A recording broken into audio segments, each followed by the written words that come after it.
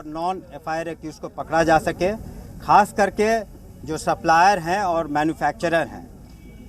दूसरी बात यह है कि अब तक लिए जो वहाँ पर साक्ष्य मिले हैं, जो पोस्टमार्टम्स हुए हैं, उसको हम लोग वेट कर रहे हैं कि पोस्टमार्टम रिपोर्ट भी आ जाए, तब आगे की हम लोग कार्रवाई करेंगे। कांड का शीघ्र पर्यवेक्षण भी किया जाएगा। साथ ही साथ एक्साइज के सीनियर ऑफिसर्स और पुलिस के सीनियर फॉर्मेशन अपना रिपोर्ट देंगे और वो जो गहन छानबीन के बाद और इस रिपोर्ट के आधार पर जिसकी भी लापरवाही होगी उनके विरुद्ध कार्रवाई की जाएगी। और इसके अतिरिक्त आपको ये भी बताना चाहेंगे कि इस पर भी आप ध्यान दें कि वर्ष 2016 से अब तक के लिए 22 में बिहार में जो मौतें हुई हैं, ये सब घर से ही हैंडीक्राफ्ट का बिजनेस करके हर महीने लाखों कमाते हैं।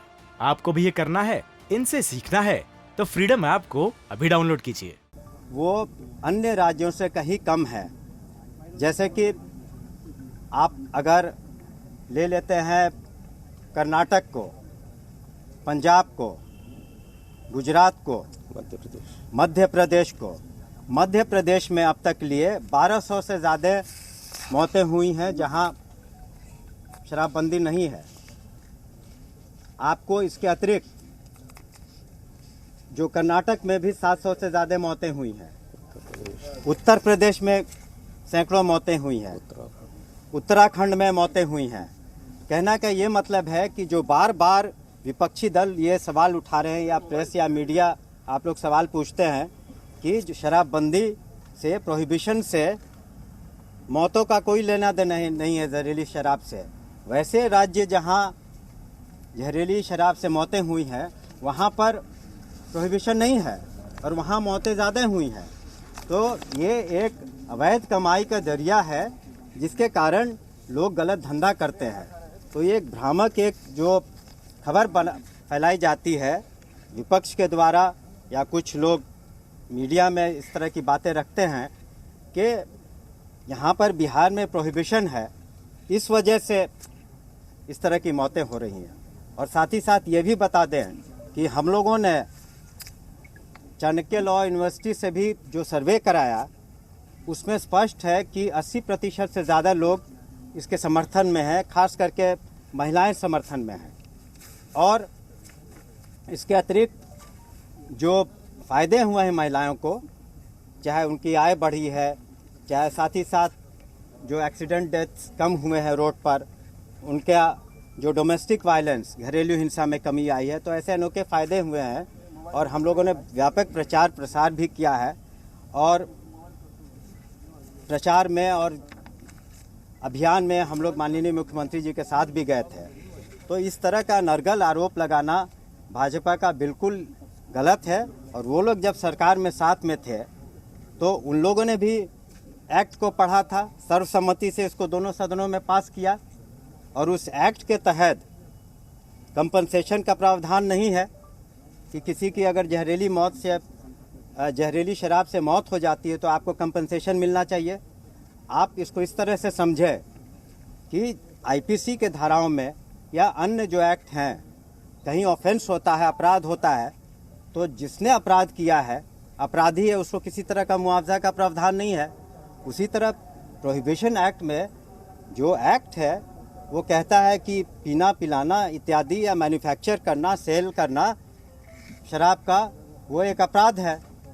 तो अगर गलत हरकत के कारण अगर किसी की मौत हो जाती है तो इस वजह से इसी दलील पर और इसी लॉजिक पर कंपनसेशन का प्रावधान नहीं है। कंपनसेशन की बात तो तब उठती है जब ट्रायल हो जाता है। उसमें पब्लिक डिमांड रिकवरी एक्ट है, सेक्शन 42(1) और 2, इस प्रोहिबिशन एक्ट का आप देख लें, उसके तहत बात की गई है। लेकिन सरकार के द्वारा तत्काल किसी तरह का मुआवजा की बात नहीं की गई है। इसलिए आप लोग जो कह रहे हैं कि बिहार में हो रहा है, अन्य राज्यों में नहीं है, अन्य राज्यों में तो हमने जैसे आंकड़े बताए बहुत ज़्यादा हो रहा है, यहाँ से कहीं ज़्यादा हो रहा है। तो सरकार बिल्कुल सक्षम है और साथ ही साथ हमारा जो एडमिनिस्ट्रेशन है सक्षम है, पुलिस एडमिनिस्ट्रेशन, एक्साइज विभाग कि हम लोग कार्रवाई बदस्तूर जारी रखेंगे। और आने वाले महीने में हम लोग का जो एम्फेसिस होगा, हम लोगों का एम्फेसिस होगा कि सप्लायर जो हैं या मैन्युफैक्चरर हो, चाहे बिहार राज्य के हों या बिहार के बाहर के हों, अन्य राज्यों के, इसी के तहत आपको बताना चाहेंगे कि अन्य राज्यों से हम लोगों ने 7,000 से भी ज़्यादा गिरफ्तारियां की हैं। ऐसी बात नहीं है, उसमें से कईयों का कन्विक्शन भी हुआ है। तो इस तरीके से जो पूरी बात है हम लोगों ने स्पष्ट कर दी है, कई बार स्पष्ट किया है आप लोगों के सामने, और माननीय मुख्यमंत्री जी ने भी स्पष्ट किया है सदन में, अन्य मंत्रियों, माननीय मंत्रियों ने भी स्पष्ट किया आपके सामने। तो हम तो पूरी बात आपके सामने हमने रख दी है। अगर किसी को कोई प्रश्न है तो मंत्री जी एक एक करके। पूर्व में मुआवजा कैसे दिया गया? मुआवजा जो दी गई उसके बाद कैसे हो रही है? मुआवजा क्यों दिया गया और किस तरीके से प्रावधान था या क्या इस तरह से तो आप करते रहेंगे तब तो एक एक करके। गोपालगंज में सर जो मुआवजा की बात बीजेपी कह रही है कि गोपालगंज में 2016 में मुआवजा दिया गया था इसी जहरीली शराब मामले में, क्या ये सच्चाई है? इसमें क्या है इस फैक्ट? देखिए, उस केस में कन्विक्शन हुआ था और जो भी दिया गया था उसके बाद उनका रिकवरी की प्रोसेस अपना चल रहा है।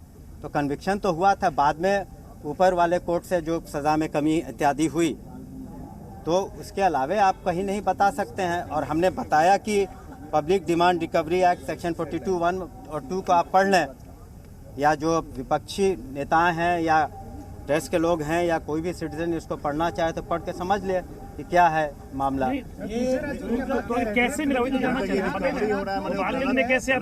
बांट दिया गया था? क्या तो नहीं कर रही है सरकार? क्या गलत मुआवजा बढ़ गया था या फिर क्या था?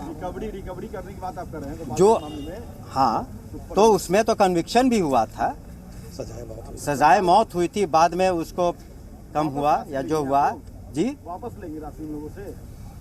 जो लोग अक्यूज हैं उनसे रिकवरी होगी, इसमें तो स्पष्ट है प्रावधान। फिगर्स को लेकर इतना कंफ्यूजन क्यों है? आप कह रहे हैं 38 बॉडीज शायद मिली हैं, मोर देन 70 जो लिस्ट आया है, तो क्या वो नहीं, देखिए हम गैप है 32 या 33 का, तो क्या आपको लगता है कि विपक्ष उसको रेज कर रहा है या लोग जो है बॉडी को लेके भाग गए हैं इस डर से कि हमारे घर के लोग गिरफ्तार हो जाएंगे? बहुत लोग ऐसा भी करते हैं गांव में।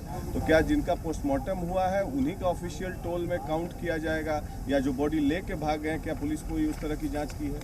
देखिए, हमारा जो ऑफिशियल फिगर है, हमारी जो बातें हुई हैं वहाँ से पदाधिकारी से, एक्साइज के, पुलिस के, डिस्ट्रिक्ट एडमिनिस्ट्रेशन के, वो ऑफिशियल फिगर 38 है।